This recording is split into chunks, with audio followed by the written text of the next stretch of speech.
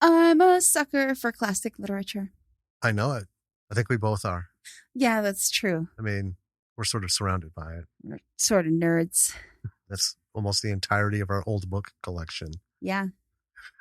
Oh, man. Got to go through that and read all of that. Anyway, we got a cool one this week Yeah, we do. based on classic literature. Yes, it is. It is a reimagination of a very old, very classic tale of swords and heroes and monsters and Some sorcery. magic. Oh my. Yeah. It's a clever one. Yes. And I know we talk about it in the episode, but I can't stress that enough. There have been so many reimaginings, reinterpretations of things, and they usually suck. Well, a lot of the time, yeah. Well, they're doing just too many. I don't know. It's like trying for the Oscar kind of change, right? This one is a super simple change, and it's fun. Well, the movie's fun. Yeah. I mean, but the change and the interpretation is perfect. It doesn't get in the way of anything. Yeah, it's just wonderful. This was awesome. It's the only way to put it. Yeah. I loved watching this. Oh man, and it's like pretty quotable too. Yes, it is. We've been quoting each other. Yes. Oh man. And I just want to say, I would have pulled some stuff, some audio. Yeah, you've been busy. Well, yeah, that and the fact that we got it as a screener, right? And everything on Vimeo is just so bad. I mean, it's jittery. It's we've talked about that. We can't fault, and we've seen afterwards some things that have gone on. Right. Oh yeah, and they're great. It's not the fault of the film. It's the fault of Vimeo. Yeah. And yeah, the sound was just, I just didn't want to mess with it because you don't know what you're going to get. Sure. Anyway. So other than that, yeah. Awesome. And it's out mainstream. Yeah, it's on Tubi now. So go watch it. Yeah. It's the episode title, but you'll figure out what it is. Yeah. Go find it. And I double checked. It's there. Sweet. Yeah. And it looked better. I just did the trailer thing. Yeah. Yeah. Well, I'm glad this came our way. Do you want to talk about it? I do. Let's get into this. Boom.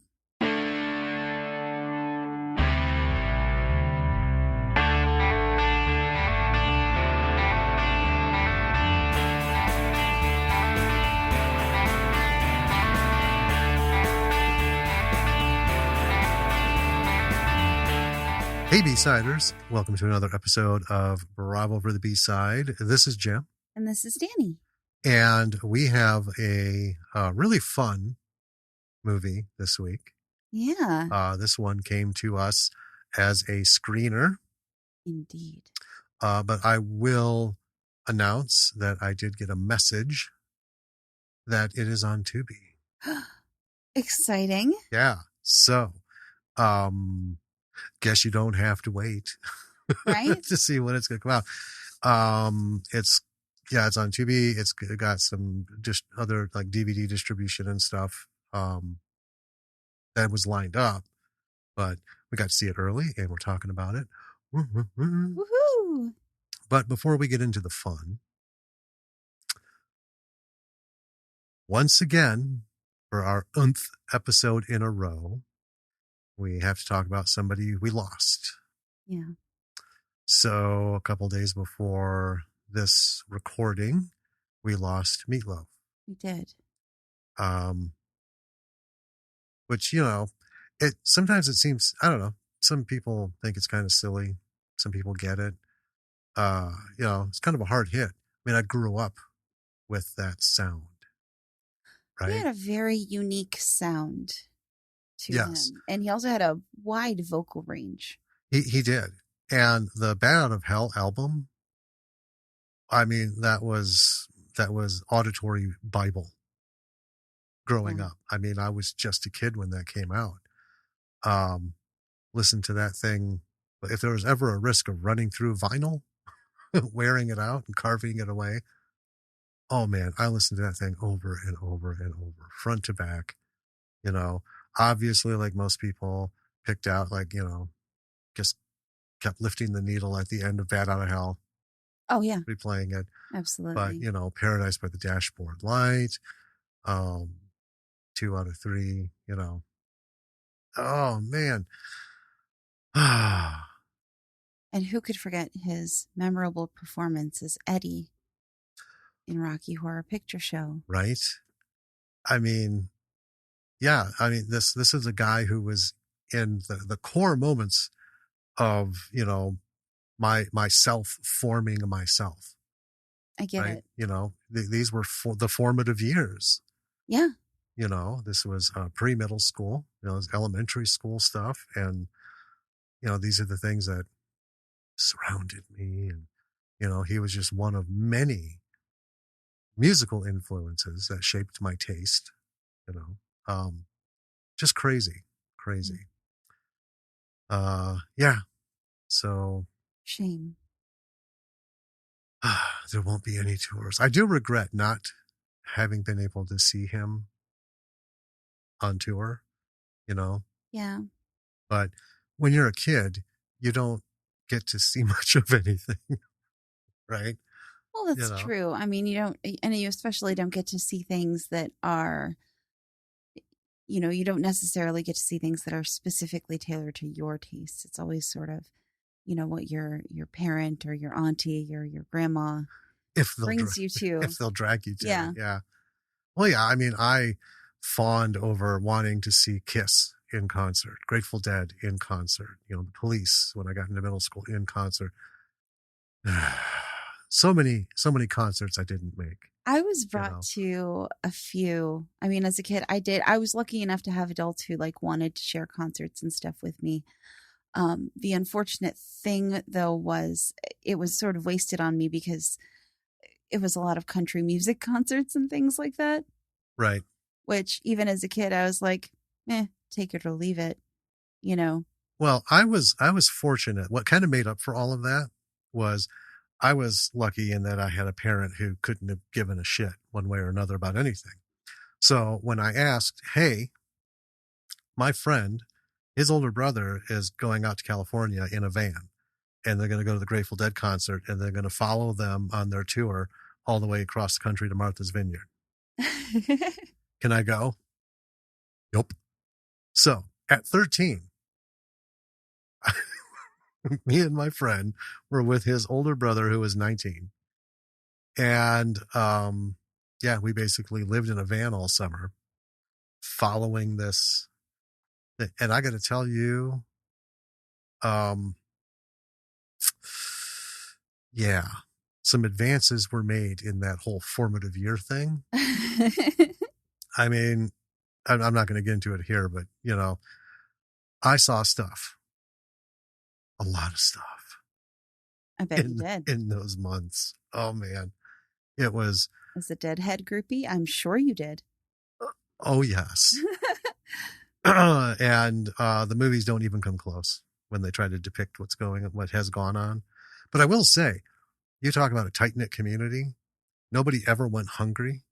Nobody. I mean, everyone was like sharing stuff, and there was. I mean, it was like hot dogs and Yeah, but still. which for me was like, all right, I'm good. Um, but yeah, it was pretty cool. A lot of moments where some people needed things, other people came in, and you saw. I didn't know there was going to be so many people doing it, but we saw the same like 30, 40 people all along the way. Not to mention all the other folks who showed up for the concerts and stuff. So Right. I can't complain too much. Yeah, that was all right, but I still wish I would have been able to see Oh, yeah. Kiss in their unbridled virgin tour where they just like didn't fucking hold back anything. They didn't get notes on their Right. performance. They're just like, "Rah, we're here." But anyway, so Meatloaf left us, and another name from the past just a day later. Yeah.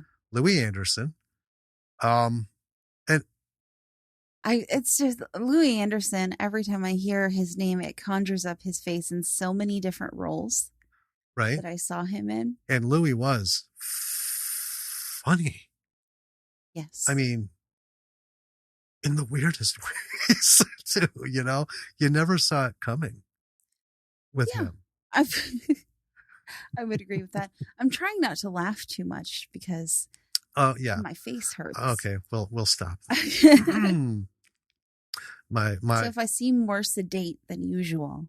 well, I will carry the brunt of the talking because Danny has had a procedure and is all sore in recovery. I had a wisdom tooth removed.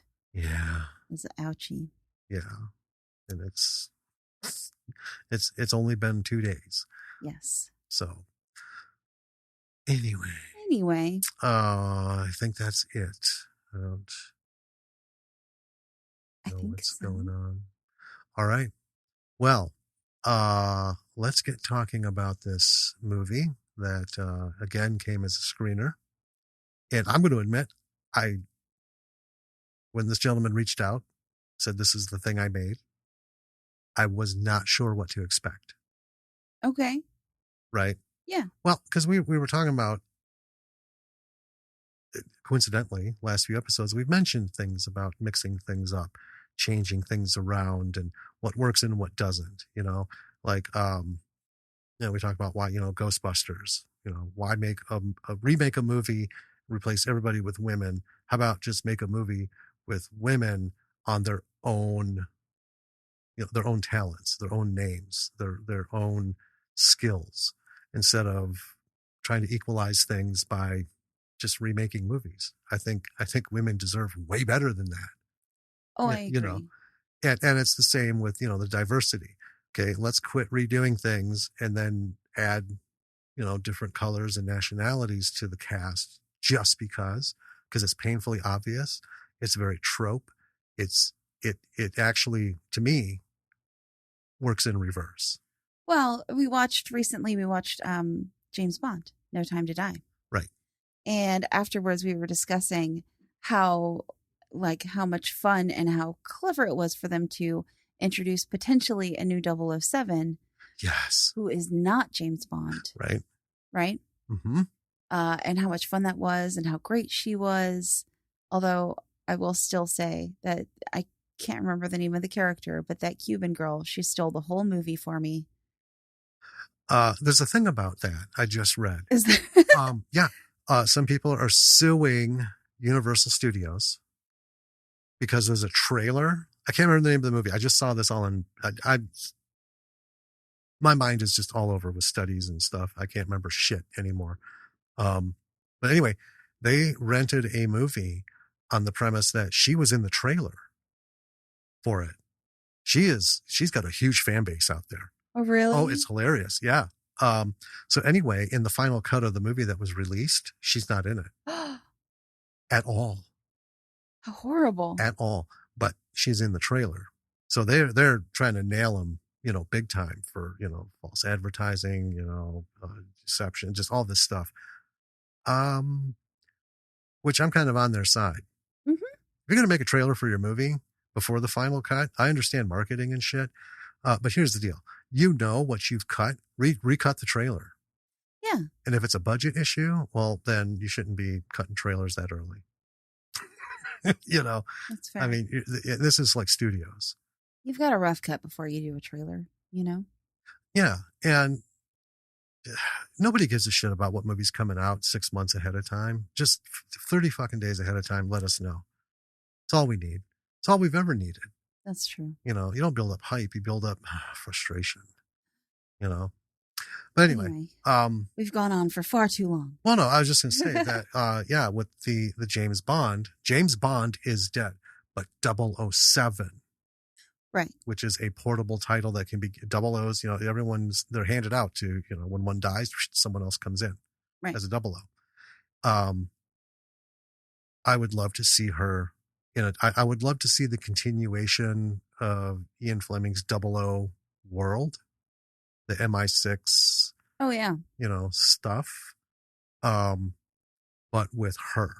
Because, yeah, she was very little screen time.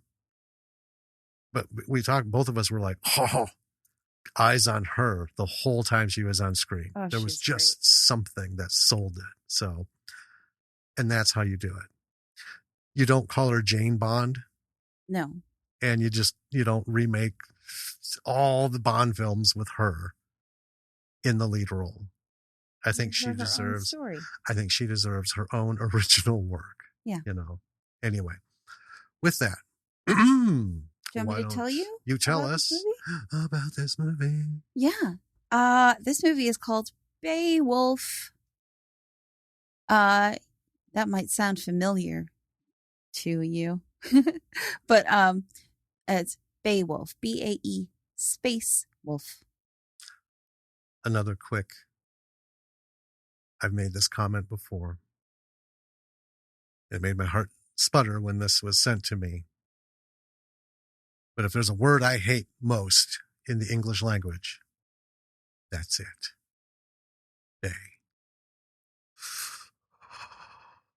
Oh, darling. Oh, but it's okay. It's okay. It's okay. Just say. Continue. This movie was released this year in 2022. It was directed by David Axe, written by David Axe, story by Darian Kavanagh, starring, and it was a little tough for this because I actually had to go into IMDb and like pull the lead roles because they're actually in alphabetical order. Right.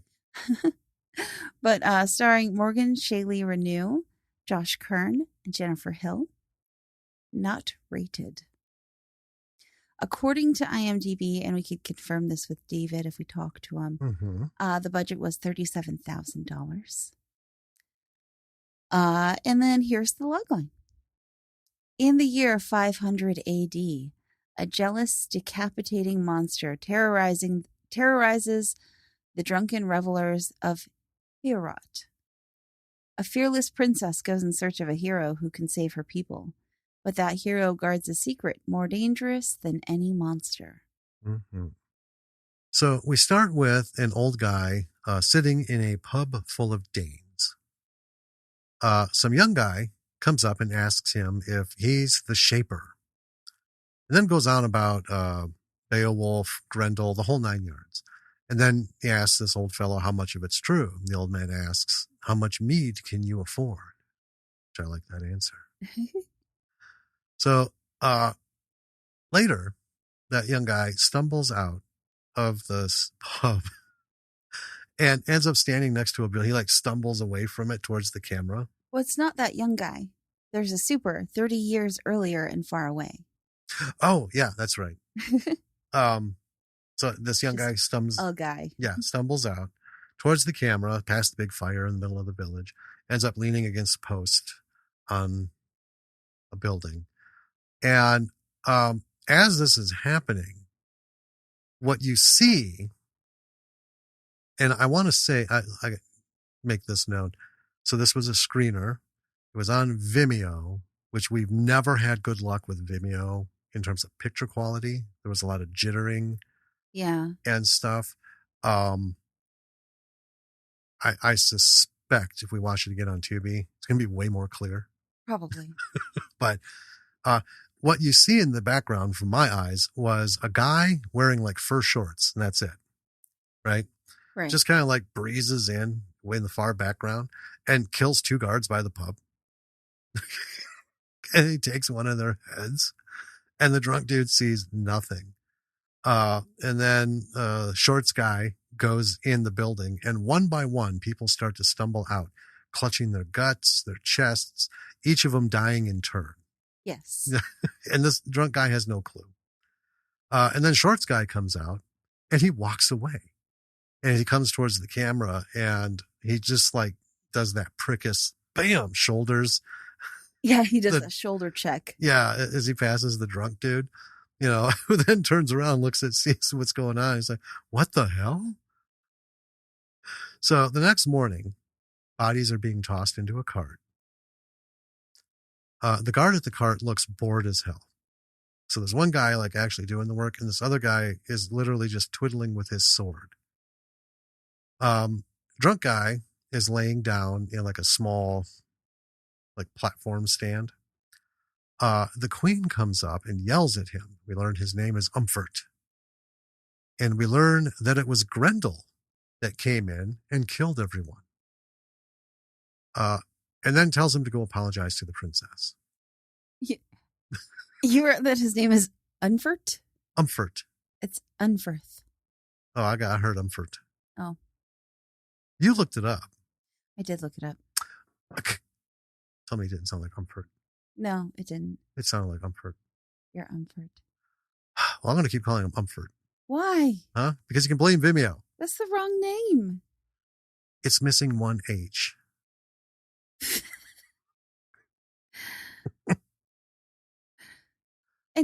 Anyway.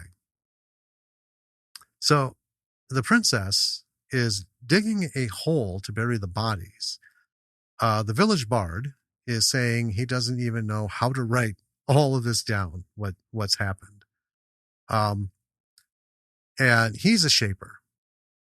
So shapers are the bards. Yes. Later, she passes Umferth. Unferth. Nope. Okay, I'm only going to meet you halfway. Who is carrying a body.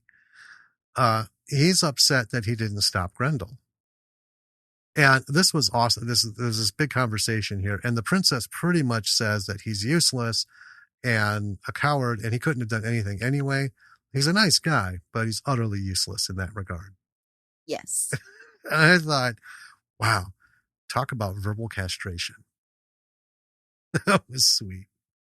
In their conversation, one thing that is brought up is that the Princess Freya says that you need a monster to fight a monster.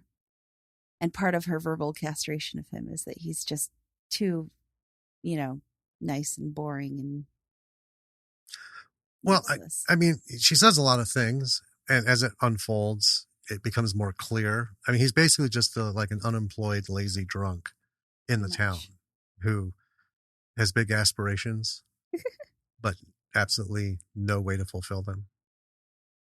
So while she walks on, she sort of senses someone nearby and goes on the defensive.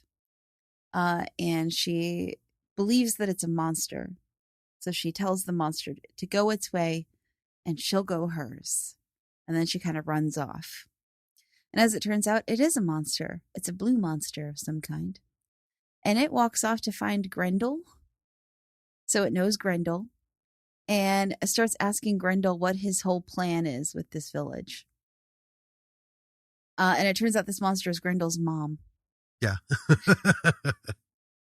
And Grendel doesn't seem to really have a plan. And Mom's sort of disappointed about that. So then we see Unferth. He is destroying ale barrels. Or trying to, at least. It takes him quite a while. Yeah. Right? Yeah. Well, he does the one. Yes. And that was, it was hilarious. The fucking end of the axe flies off as he's trying to chop it up. He's just terrible. This is his, gesture. Yeah, it's his penance because he got drunk. Yeah. So that's not going to happen again. So he's going to get rid of all the ale. Yeah. Maybe not the best idea, but we'll see how that goes.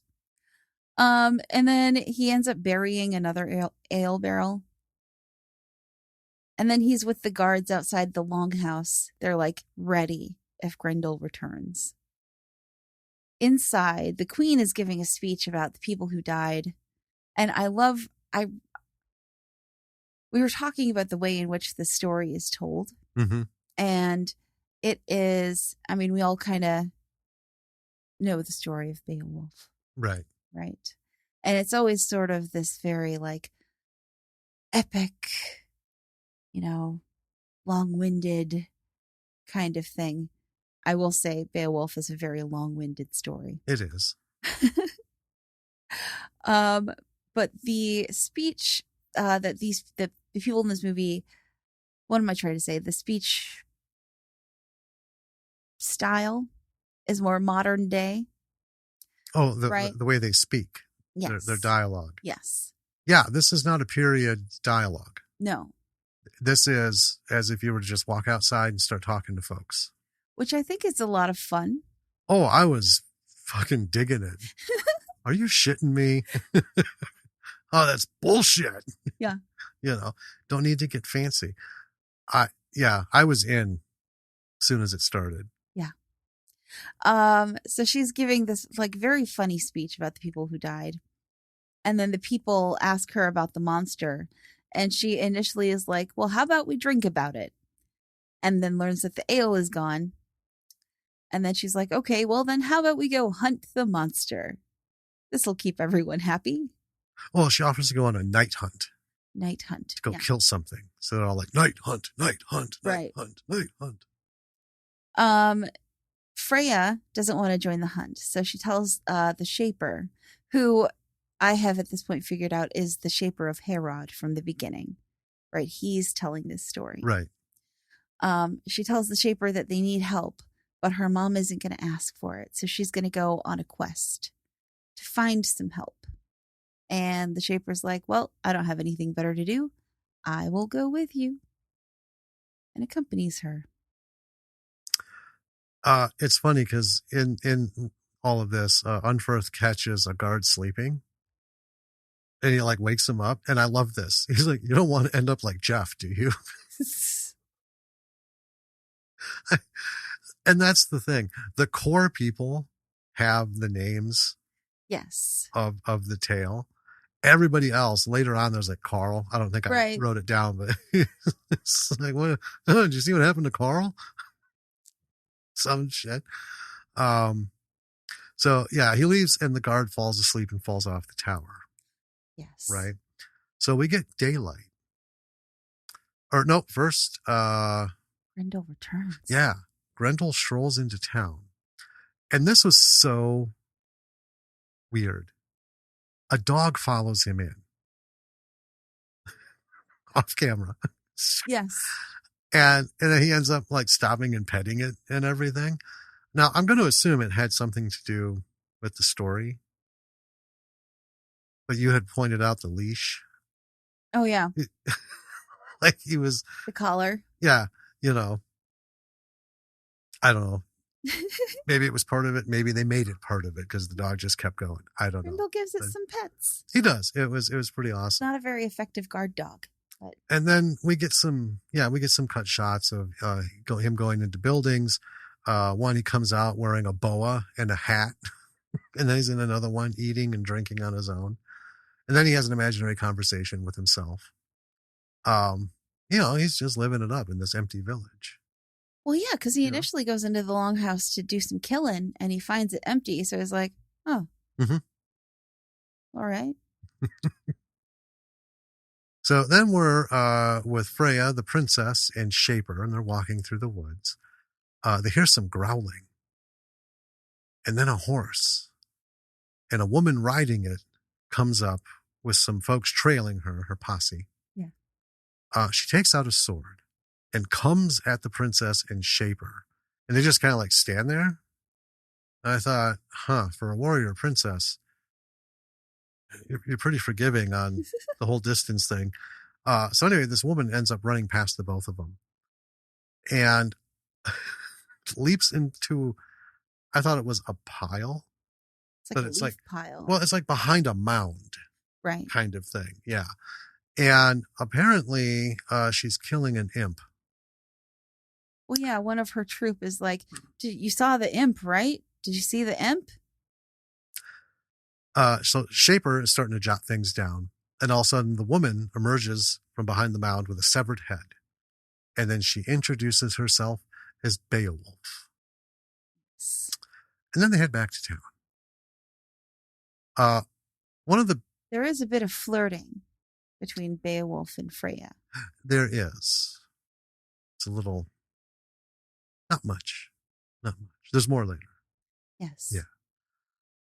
One of the Beowulf dudes is getting high. Beowulf and Freya are talking about monsters. And Shaper... and what did I write? I think I was in the middle of two thoughts. Talking about monsters, and they end up talking about Shaper a little bit too. Oh yeah, because Beowulf says every Shaper that has ever written about her has made her a man. Yes. In the stories. Pause. Score. Yeah. I love this. That simple little sentence does way more justice to swapping sexes and roles than just doing Beowulf as a woman in the lead. Sure. And just leaving it as that, right? I love this because it did two things. One, I think it did an excellent job on equalizing the, let's do this with a different perspective kind of thing. And two, it did a couple of more things, but primarily number two, it really does show how a role can be converted to a man to cover up a woman doing it. Yeah. You know what I mean? Oh, yeah. So think of every great thing in history, it's all men, men, men, men, men. I mean, it happened to Elise Guy. Well, that was the other thing. That actually it touched a chord when she said that, because it did make me immediately think of Elise Guy, that she was done, written out. Everything she ever did was credited to a man for the longest time. So, yeah, huge scores on that front. Anyway, let's see. So, yeah, she's portrayed as a man in their stories. Now, I want to talk about these imps, because there's a lot of conversation about these imps. Imps are like the thing. Yeah, Beowulf is very on about imps. On about imps, and everybody's like, yeah, those imps are, man, it's really, they're all about this time of year. It's really more than usual. And even her posse is like pushing the imp thing. And then they keep talking about how molesty the imps are. Right. You don't want to go out there. There's a lot of imps and they're molesty this time of year. It's mating season. I've never heard anything like this in my entire life. I was like, this is awesome. So Freya tells Beowulf about Grendel, who then says she'll take care of the situation. Right. Even though she is a bit surprised that Grendel doesn't molest people. Right. She's like, really? He just beheads? No molesting? Mm-hmm. There we go. So, Beowulf tells her group about the job, and immediately the conversation that they have, so it's her little troop. The conversation seems to circle around scams that other groups run.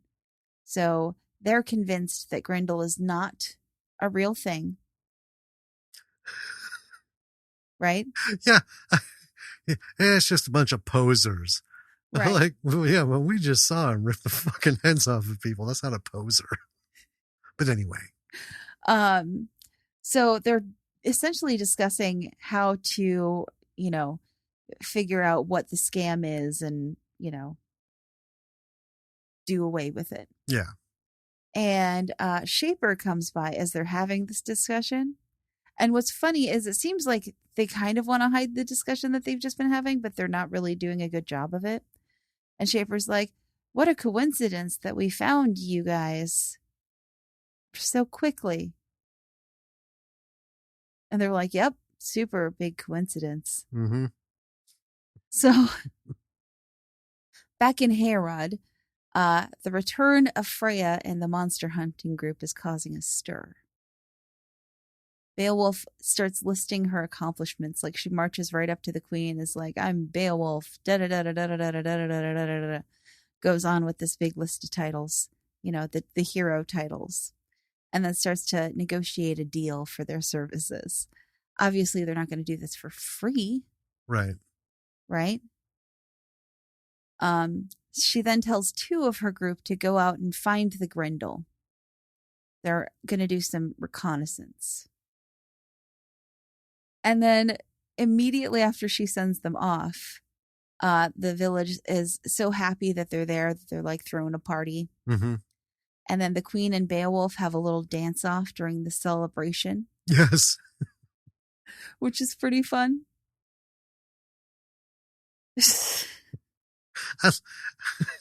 The queen, yeah, she just like comes on camera,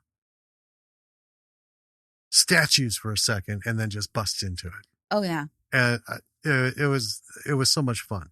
These actors did a great job all around with their Absolutely. everything, and a lot of this, I mean, it's meant to be. Jeff even said, it's a goofy film. Yes. They're It is lampooning a goofy. lot of stuff, and they do it really well. They do. And one of the things that I enjoyed while watching this film is that it's clear that like there was a lot of fun had while making it. Oh yeah. You know. So the Beowulf's crew find Grendel in the forest and he's just like chilling, fishing. And they start telling him about all the imps that they hunted, and he was like, I'm an actual monster. I know that imps aren't real. And they're like, yeah, that's true. Let's make a deal. If you come in and we do, they go through this whole like scam that they're going to do to Right. make it seem like they've defeated Grendel, and then they're going to share the loot with him. Here's my thing with that I did note. All they need is a head or an arm. Right. And they'll cut him in. Yep. A head or an arm. I guess they might find someone stupid enough to say, oh, we'll take him my head, and that'll convince them. Right. I don't know. But anyway, yeah, they're telling this dude, hey, man, we get your whole monster game and stuff, and, we won't say anything, but, if we can just like produce your arm, we're going to get paid handsomely and we'll cut you in on it, and then we'll just go our own separate ways. Yeah. What a fucking scam. The other thing is, like, they acknowledge that monsters aren't real, but they're like talking to him, and he's clearly a monster, and that doesn't seem to faze them at all. Well, I think they think he's just made up well. Possibly. So he agrees to their terms, and then they return to the village, and the plan is that he's going to like come and shake some stuff up, and then, they'll chase after him. And so meanwhile, Unferth is making his rounds, keeping an eye on the guards, and he tells one to stay frosty. Mm-hmm. And this guy's like sitting on a bench. And as soon as Unferth leaves, the guard like pulls open this leather scroll, which has got a nude stick figure drawing on it. Yeah, it's the 6th century equivalent of a centerfold. It's amazing. It's just a stick figure with boobs. I love this guy. On a deer skin. Yes. And he's just like, oh yeah.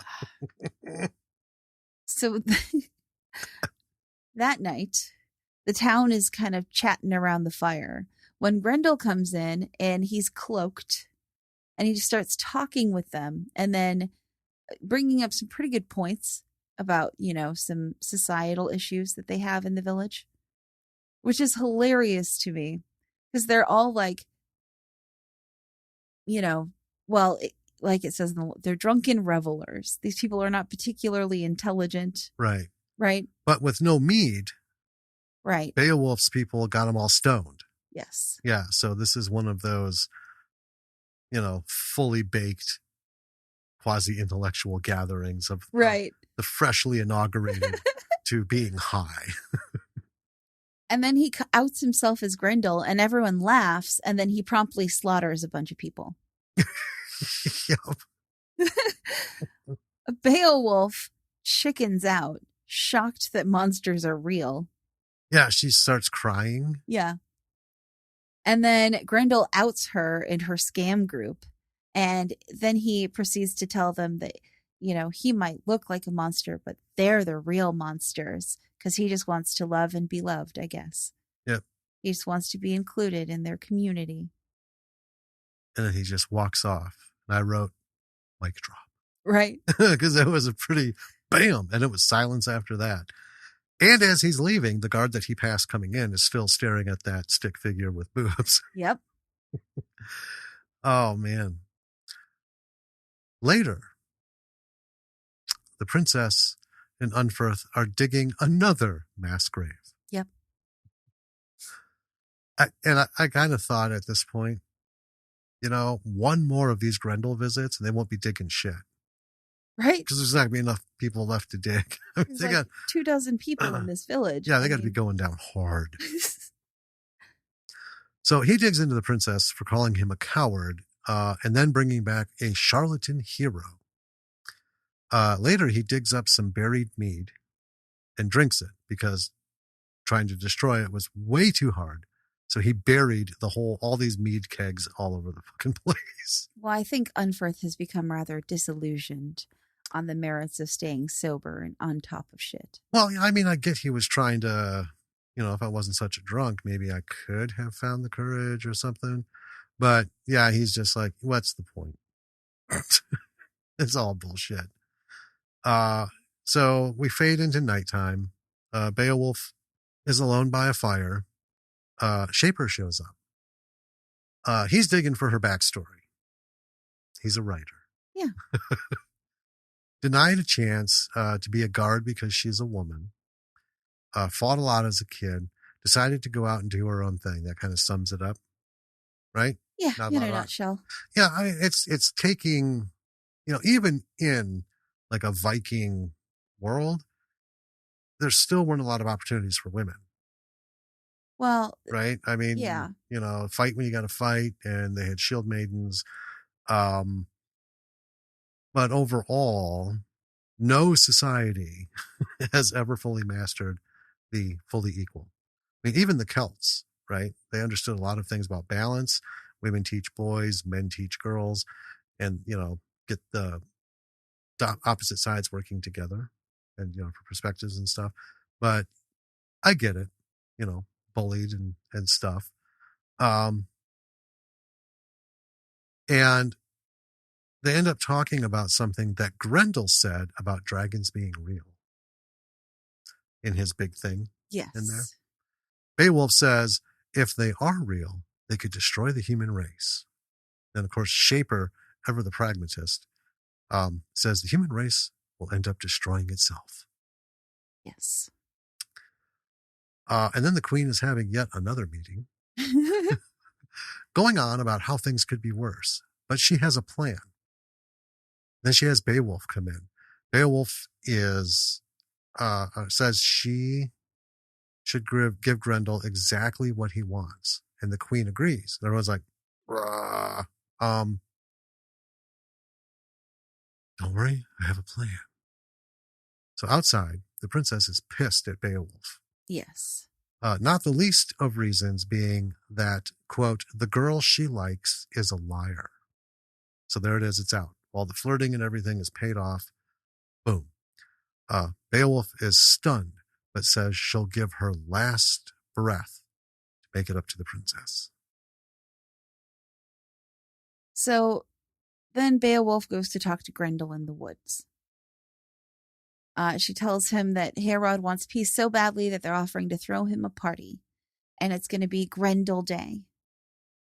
So Grendel goes to his lair to talk to his dragon friend about it. And his dragon friend is in a well of some kind. Yeah. So Grendel's a little worried that the party is a trap, And his mom kind of walks up while he's talking to the dragon. And she listens and then leaves so that he doesn't know that she heard. But Grendel essentially talks himself into going to the party. Right. Meanwhile, Unferth is having a dream about killing Grendel and marrying Freya. Yeah.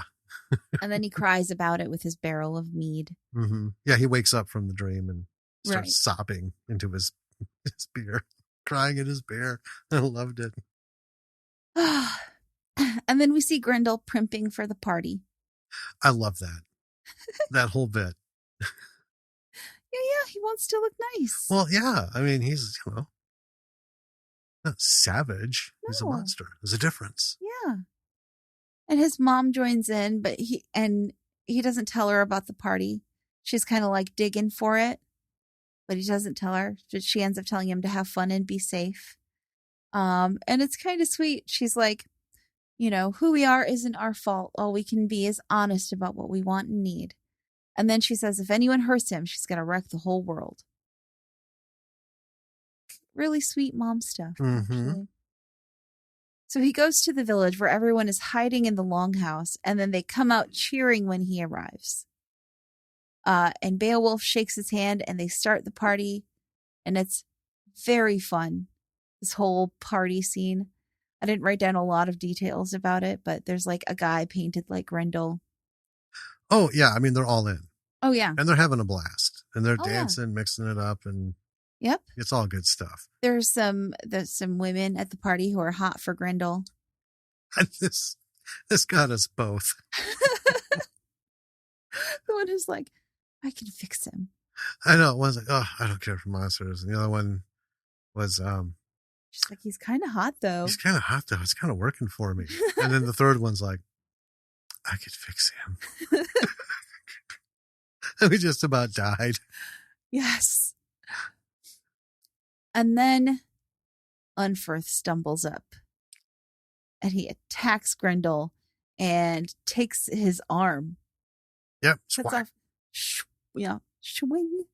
And it's gone. And then Grendel is pretty pissed, understandably. He beheads someone, starts screaming, and then Grendel walks away screaming. And the villagers are upset, understandably. And then Grendel has apparently bled out from his missing arm. So he's lying dead.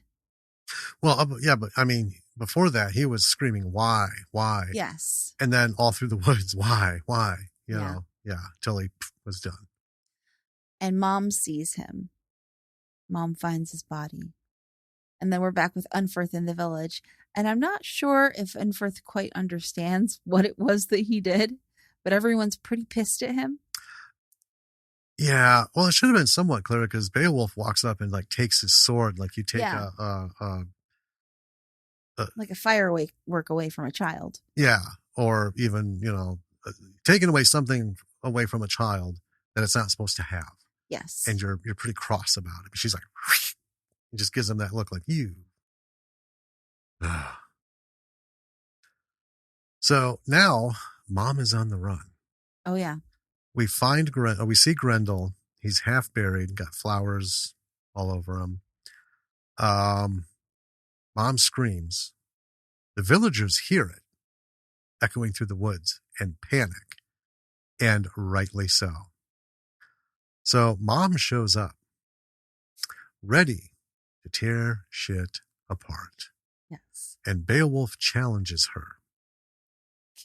Can I say, before Beowulf challenges her, Beowulf apologizes at her as the mom starts yelling, and this is Beowulf's apology. We're dumb and we're drunk and we startle easily. Yeah, we're dumb, we're drunk, and we startle easily. And that's why your son's arm was cut off.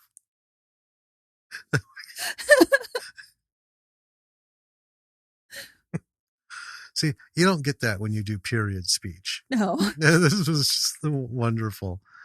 Let's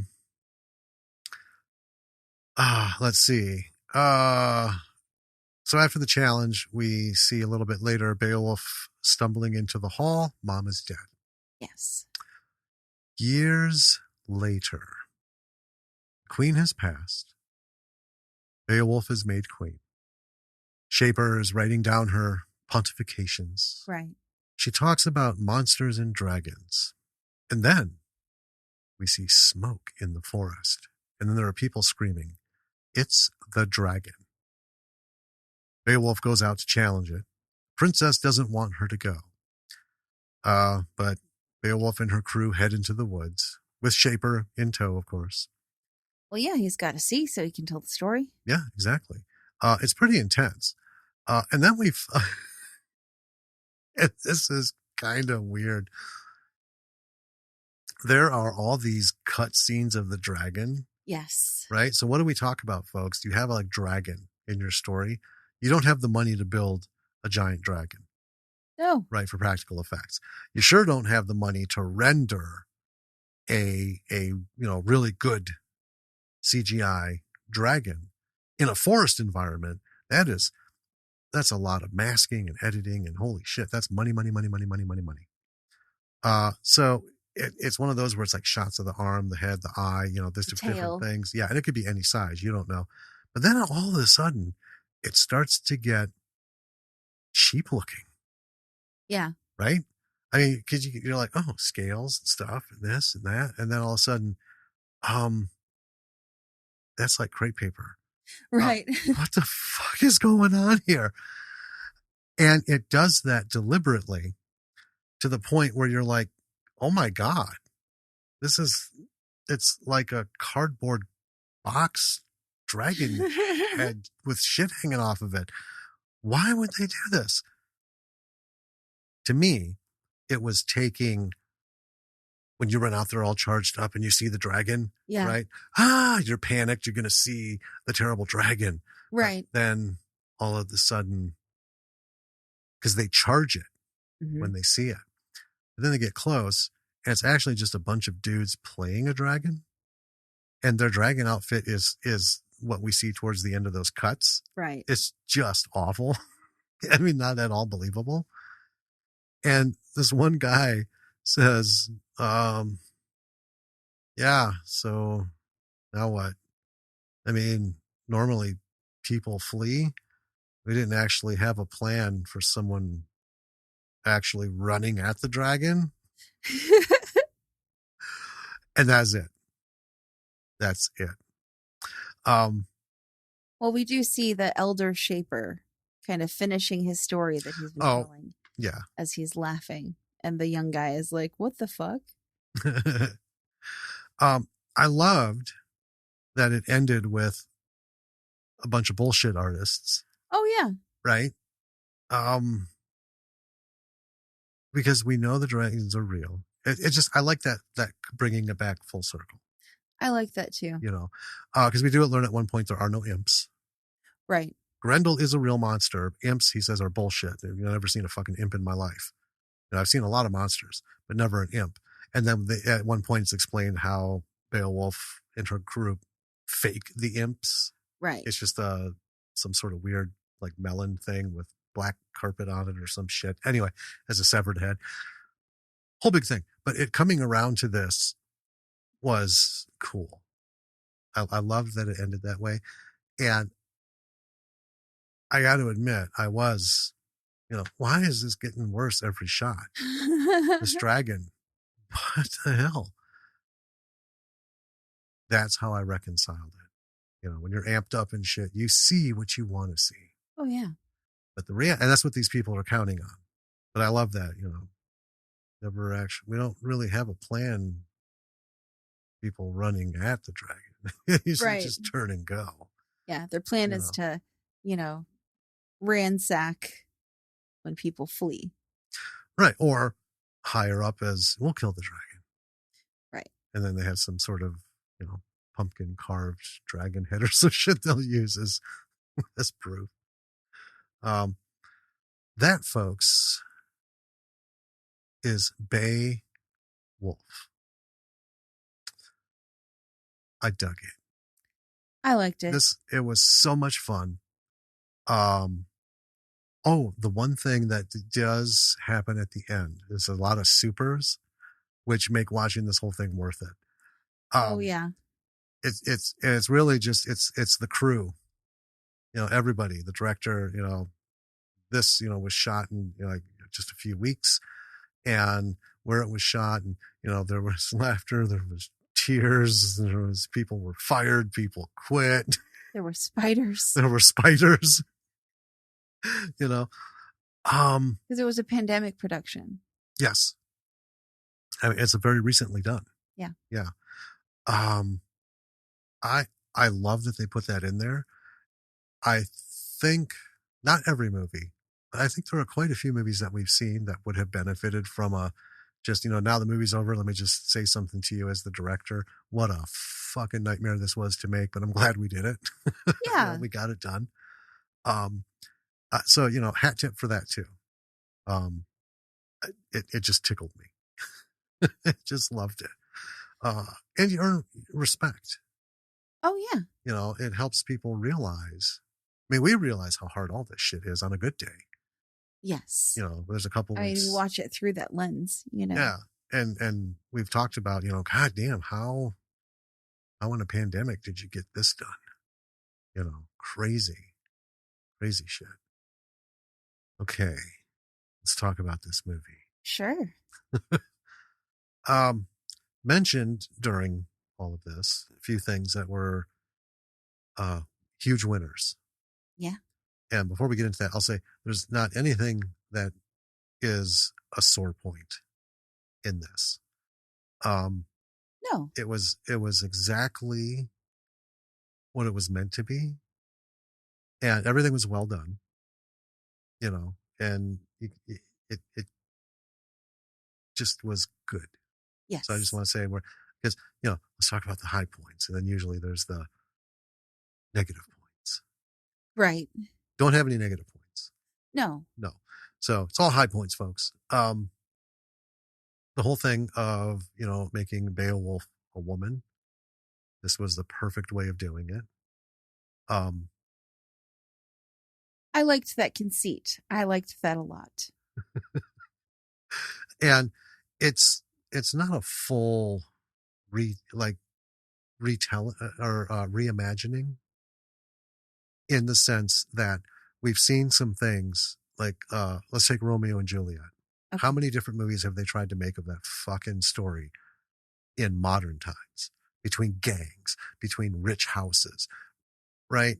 Right. Well, it's the star-crossed lovers story, Many stories, if you think about it and you look at all the stories that are told, there are a high number, like I would say probably like 60 to 70% of films and stories out there are maybe not based upon, the core tropes set Oh, by the right. bard, Yeah. but you know, Well, I'm talking about the actual play right. where they've did it between street gangs and they're saying the lines from the play, Sure. right? I I hate Romeo and Juliet, the original. That's my absolute least favorite Shakespeare. Agree. I just can't stand it for a number of reasons. Um, I went to go see it at American Players Theater.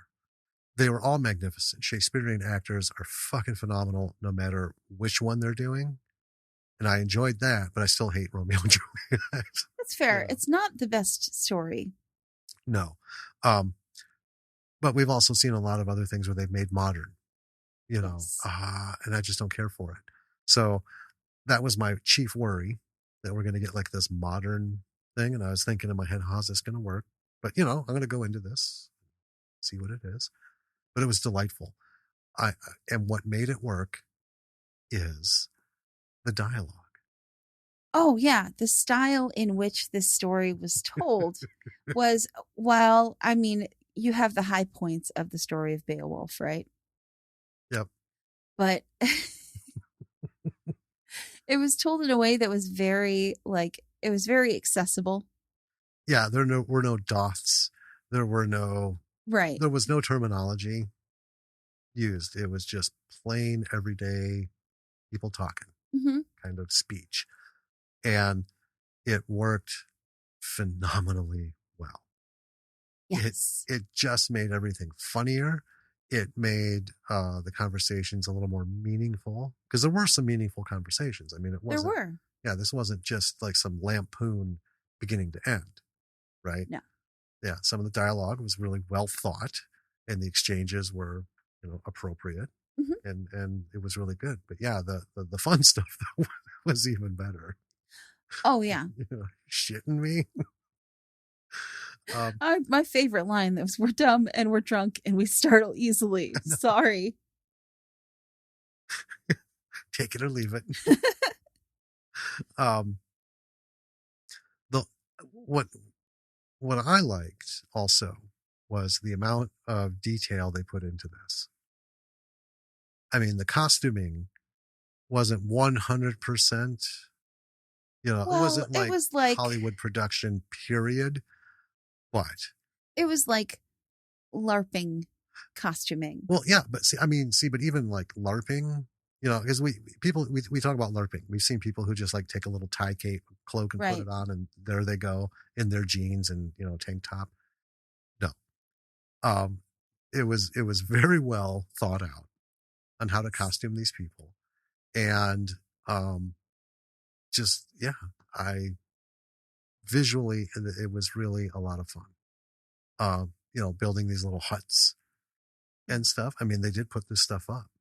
Well, yeah, they also did film partially at a what I think was like a historical park of some kind or a castle. Right. And yeah, I liked it. The makeup, Grendel, I mean, Yeah, that was a lot to do. And they did it well. did too. They did do it well. The heads were cool. The separate heads. I just, that opening scene with him just strolling up in his fur underwear and just ripping shit apart, in the far background. That kind of stuff always tickles me. I don't know. Oh, why. I know. I just love the shit in the background while the foreground is just as uninteresting as can be, It's like Local Hero, where they're having the big conversation on the beach and all the people are snaking out of the church. Trying to escape the church. Yeah, and they're keeping Peter Riegert facing away from them. Yeah. And his companion's just kind of like, he's eyeballing him. He doesn't know what to do. Do I say something? Oh man. Good old Pete Capaldi. Baby Pete. So yeah, technically speaking, no dark spots, no overblown spots. The sound was good. A lot of modern music in there, which was good, Well, it fit with it. It fit with it, yeah. And we've talked about a lot of indie films will have a lot of music that is clearly from like local people or people that or sometimes we even know directors are in the band. Right. Like, well, we'll just do the music, Anything you can do to save a dime. Oh yeah. I mean, that's what it's about. I mean, I would say this was a very smart production. Yes. For 37,000, a period piece. Yeah. Right? Yeah. And a little spoiler, we will be having Jeff on at some point. Jeff. Did I say Jeff? Who's David. God. Oh, okay. David Axe.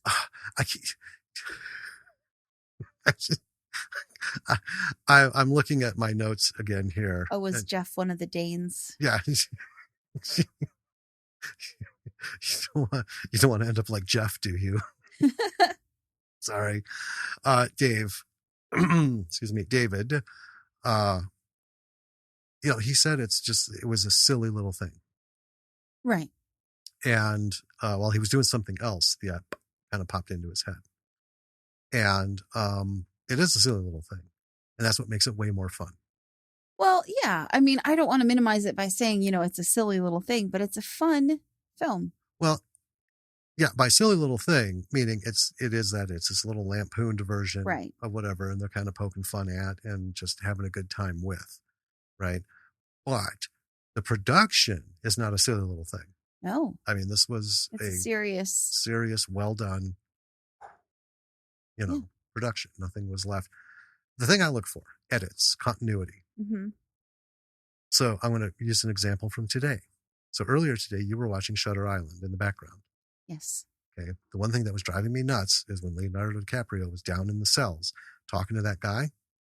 When the guy's talking, his hand is on his head. Mm-hmm. And when they show Leo talking, the guy's hand is on the bars. Oh, yeah. They cut to him again. His hand is on his head. Hand is on the bars. That bugs the shit out of me. How no one can notice that big of a detail. If the guy is doing his whole scene with his hand on his head, and then now you're going to redo, you're going to reshoot so that you get all of Leo's close-ups, fucking pay attention to what was happening in the scene that you just shot. Well, yeah. Or vice versa, whichever. Well, to me, in that level of production, unforgivable, because it was like 5 solid minutes. I mean, that's like having a boom come into the shot. Exactly. Anyway, the edits in here were really good. I didn't catch any, glaring like, they're, because we've seen where like they'll shoot one guy and you can tell he's like in this postmodern like living room where they shot his scene. Sure. And then they'll do the reverse angle shot, and it's like, oh well, we couldn't do it in the same place, so we'll just do it over here, and it's like fucking Cracker Barrel.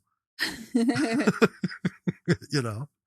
um it was just really, really good. It was a pleasure to watch, and I think it speaks a lot to when you want to make something silly, lean into it Oh yeah. and just go with it.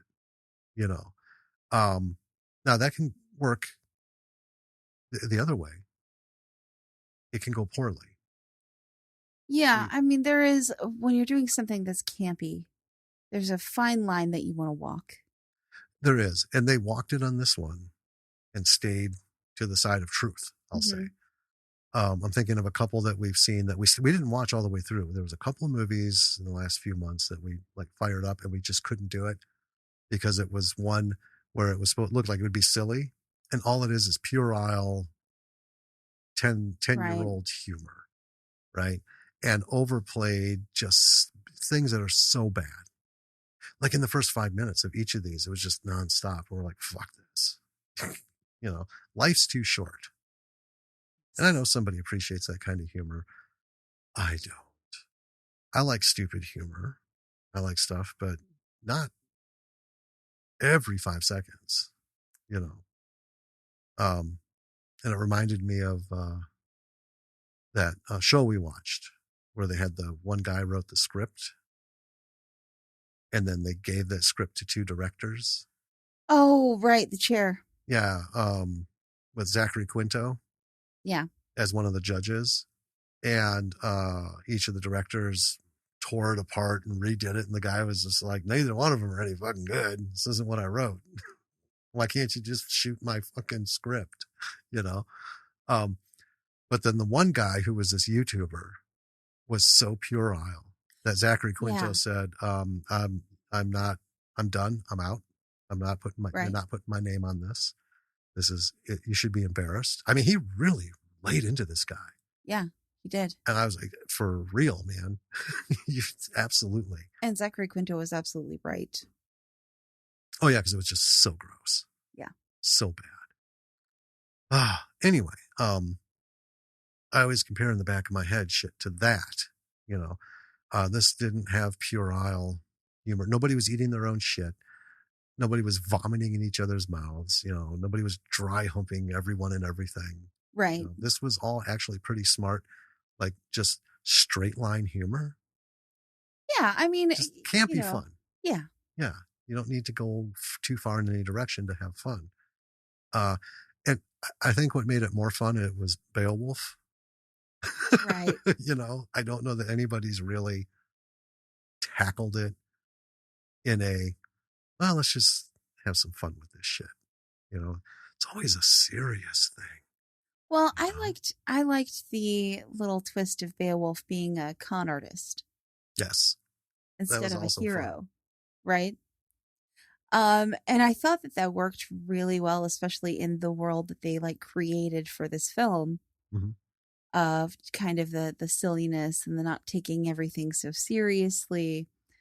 Um, I initially was like, hold on, Beowulf's a hero though, and then I was like, no, I actually like it this way. Yeah. It's really funny. Well, here's how I saw it. One thing I don't like about films that do different takes on things are when it's actual history. Sure. Right? I hate that. I hate that because we know what happened for the most part in a lot of history. But Beowulf is a tale, Yes. right? And I love when someone gets creative with a tale, and it's perfectly believable that Beowulf was a woman and was converted to be a man in all the stories because, you know, that's what they do. And maybe Beowulf was full of shit, but it all comes down to the teller of the tale. Well, that was, Right? the shaper, and I love that term for a storyteller Yes. I thought that was really because that point. is what they do. They shape the world that, that is remembered. Mm-hmm. Well, and a lot of times, you know, history is written by the victor Right. or the one in charge. That's, you know, Ali Ski. Yeah. Real life thing happened, written out of history. But yeah, they do. They shape what happened Yeah. to their own perspective and to their own favor, Hmm. right? So if he was against her, like say she was just a real bitch to him, this would have been a fully different story, Well, I love the right? conversation they have in the woods, which is, I mean, it's funny, but it's also kind of a serious. Oh, I hit it. Hit the mic. It's been a while. It's also kind of a serious conversation where they have, where he's like, I could tell this really cool story about you, or I could tell the story about how you're a cowardly fraud. It's really up to you, right? Right. And how this conversation goes. And it made sense, Yeah. you know. That's what I mean. If she had just like dismissed him, then it would have been a fully different story. Well, yeah. You know? So, yeah, if someone wants to know your details and they're writing about it, work with them. Yeah. You're going to be part of the annals of history. Get it out. Get the real info out. Right. Yeah. I don't know how many more things to laud about. Because like I said, technically it was great. The pacing was great. It was fun. I mean, there wasn't a moment where you were ever like, what in the hell's going on? Right. It, like I said, the editing was good. Which editing is responsible for pacing, because we all know, directors can to make a scene go 5 minutes. In the editing room, the editor would be like, well, this sucks. There's nothing happening. How about this? You know, and it's an interesting thing too. With indie films, as the director, you have full control, right? Um, even David, even when he sends his shit out and people fuck it up, he has control. He can fix it. Right. Right. Now it's getting a little muddier because he's getting into deals with bigger funders. Yeah. And they have Just a to be little clear, more. David Ryan Keith. Yeah, David Ryan Keith. Because this movie is also directed by Oh, someone yeah, called David X. So David Ryan Keith is running into that. They want more control, but what are you going to do? But at this level, when you have full control, you have final cut. In big movies, the director rarely has final cut. You have to be top notch, top paid, A-list director with a string of successes and like hot public attention to get that kind of control in your contract. But a lot of directors are out there on record saying that's not the fucking movie I shot. Yes. Right? They're like, sometimes directors will for the first time see the official screening of what someone else did with their movie. So it's just like us as writers. We can hand over a script. And we don't know what's going to come out the other side. Right. And David Ryan Keith handed over a script and someone else is writing it. So he's not sure what that means. How much of it is actually going to stay his. But with that, David Axe knows what's going on. So he was the guy, right? He's one of those, I'm everything that's sitting at a desk besides directing. And then, you've got people running cameras and stuff, but he did all the work and he did well. And that's a hard thing to do. Mm-hmm. And I can say that because I have no desire to be a filmmaker. I want to write and work with people to make a film, but God, this just isn't, I couldn't. I wouldn't want to be a director. I wouldn't want to sit and edit a feature length film. No. And do all the, Jesus Christ. No, that's not my bag. That's why I have full respect for everyone who does, Yeah. So smooth editing, smooth story, fun, makes you think a little bit about the actual tale, as you're going through it. I wonder. Well, yeah. And that was, going back to we're talking about women in film this year, Mm-hmm. right? And this movie is carried pretty much by Morgan Shirley Renew and Jennifer Hill as Freya and Beowulf. They are absolutely the stars. Yes. Yes. And I just loved how Beowulf as a woman is not any different than Beowulf as a man. right? Right. I mean, you could tell the same story. Beowulf could still be a charlatan, right? Um, but there was just something very fascinating and interesting about the story being told this way, with a woman as the epic hero Hmm. in the center of the story. Yeah. Usually that's reserved for a lot of Greek mythology where Mm-hmm. it's a goddess or, Right, Athena or Artemis or yeah, one of the royalty yeah, of story time. You don't get a lot of just, a woman decided one day enough is enough, picked up a sword and went out and did shit. yeah, Got it done. You don't get a lot of that. no. I also like the fact, uh, or how they, rather not the fact, but how they represented Beowulf and the princess, her and Freya, because a lot of times, I don't know how to say it, they overdo the sexuality. Sure. If it's anything other than heterosexual, right? Oh yeah, it's like cheesed. It's It's cheesed they badly. they cheese it or they go stereotype or anything. This was one of the few movies that I can put on my list where that was addressed with like normal conversation between Right. actual normal people. Right? This is how it would go. You know, there's not a special way people do things, and that bugs me so much. Two men act romantically towards one another from interest to relationship, as do two women, as do a man and a woman, as do whatever descriptions you want to use. It all works the same, Yeah. you know? And so many, even big films, are just blowing shit out of proportion. Almost like this, I want you to see that we're doing this. And that's what makes me shudder, because that's what makes it fake, artificial, gimmicky. You just did this to bring in LGBTQ crowd, Yeah. I mean, right? I don't love it when it feels forced, and I haven't seen a whole lot where it Right. doesn't feel And, forced. but I like, everyone was normal. There was not macho bull type. There was not ultra effeminate type.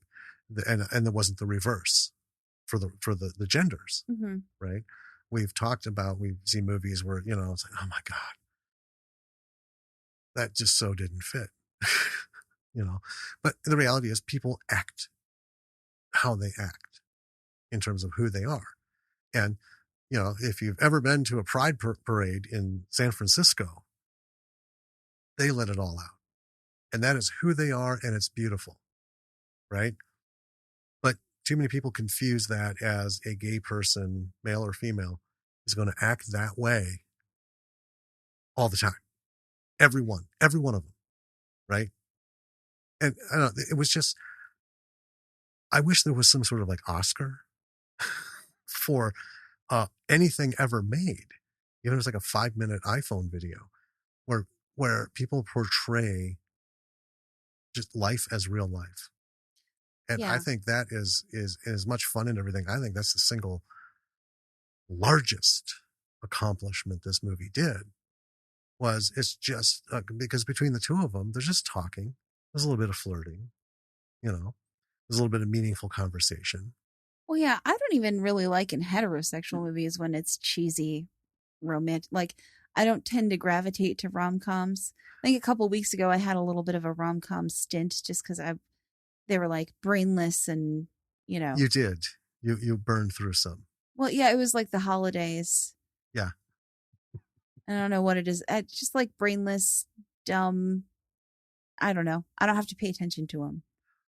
I like some of them, and it's really not because they're a rom com. It's just the movie itself Sure. is good. Um, but I know what you mean. I mean, well, that's the thing about a rom com though. Everything has to be. It's comedy. Everything has to be taken to Yeah. the nth level. I, in a rom com, I think the romance could be left normal, and the situations not in that romantic moment could be taken to the nth level. You know, Yeah. but we've all seen, like, go back to television, Three's Company.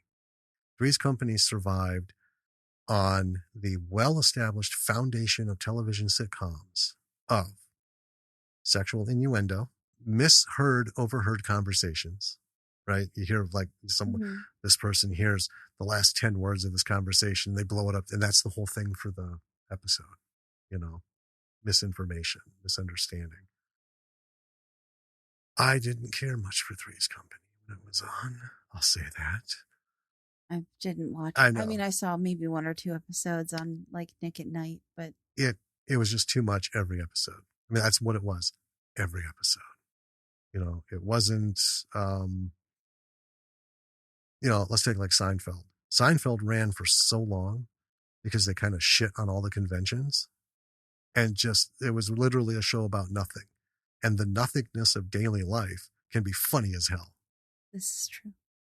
But that's what made it a success. Now they did, overdo a few. I mean, it's a sitcom, but anyway, comedy is where that belongs. I don't think relationships. That's where it belongs. I don't think care needs to be taken in representing two people coming together, regardless of their sex or sexuality or identity. I think it happens pretty much the same way. Well, There's a yeah, look, there's an attraction, there's sometimes it's instant, sometimes it's after you spend time with someone and talk to them and, things kind of slip in. That's all there is to it. You don't need to add. Let's live normal lives as normal people. We are who we are. Everyone is who they are. And nobody pulls a Charlie Chaplin every time they're with someone, right. you know? So anyway, those are the things I thought were fantastic. And I just got the flag from my cohort here. Yes. We got to wrap things up. So, folks, see this movie. We will have David Axe on the show. And I got to set a time and a date, but he's all for it. We're going to talk about this. I'm excited. And hopefully we'll get some cast or crew. I said anybody else who wants to jump in on this. Oh yeah. Feel free. When I get it locked in, send out the invite because we want to talk to all these people if we can. Watch this and have fun with it, and just use this as inspiration for your writing, your direction, and everything. Being silly and kind of a carefree kind of production. The camera placement was still where it needed to be. The direction was the way it needed to be. There are the things you can do to have so much fun, but also, never let us forget, what you're doing. Right. Yeah. This bad boy is showing up on Tubi, and if there's any other info, I'll put it in the show notes once I talk to him a little more. Yeah, I mean, go check it out if you like the legend of Beowulf, right? Yeah, especially. This is a super fun one, and we're going to get the backstory on exactly how this formed and why they decided to do it under like the worst circumstances ever, COVID. right?